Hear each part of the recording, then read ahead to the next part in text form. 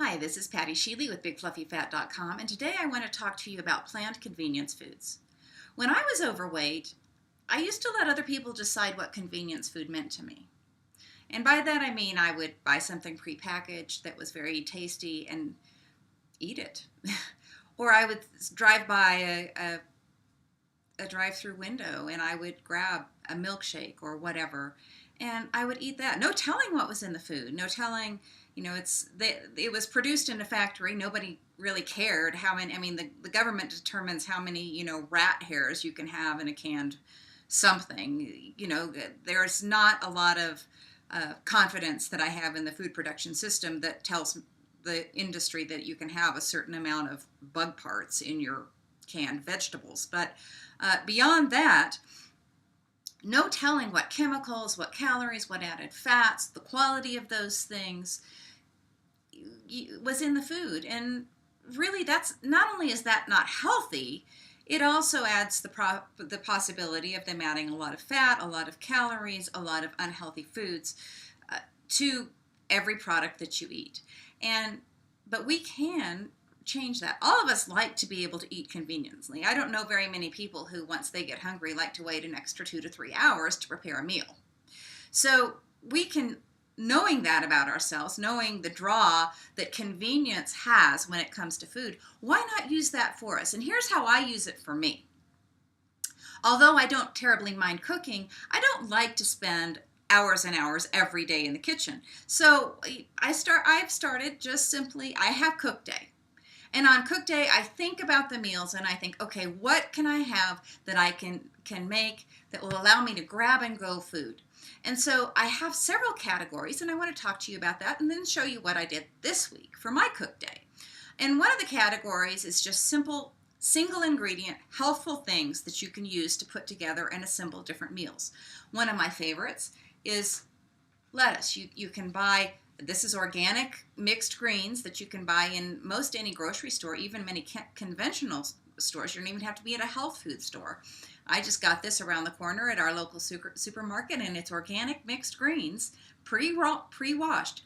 It's wonderful, obviously, for salads. You can use it as a garnish. You could use them on sandwiches, but it's just cuts away a few steps of inconvenience.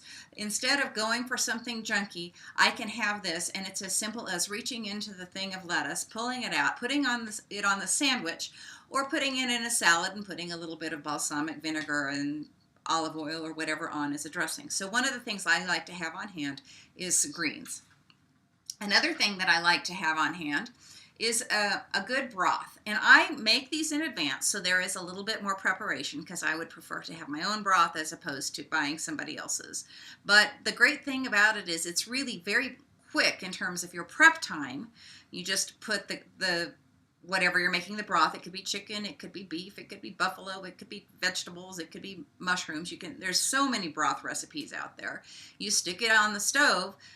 You keep it over low heat for the prescribed amount of time, and then you do it. I make my broth 3 gallons at a time. It freezes beautifully, and then I just put it in smaller containers and use it, and it usually takes me about a month to use up my broth. Another thing that I like to do is have a very simple protein source that's either that I've already cooked or that is very, very convenient for me to cook. This week I did salmon fillets. And I'm thinking I'll probably be making this into a salmon salad. You can do chicken breast. You can do, beef. I like to cook my beef fresh just because I think it tastes better. But there's a lot of vegetable sources. Boiled eggs is another example. They're great on salad. You can throw them into a soup and with your broth. There's a lot of things. You can make it into a sandwich of some kind. So I really like to have just a very simply prepared a few pieces of some kind of meat or protein source. In addition to those two things, another thing that I like to do is I like to have a few kind of special things. So this week I decided to make ground beef with vegetables.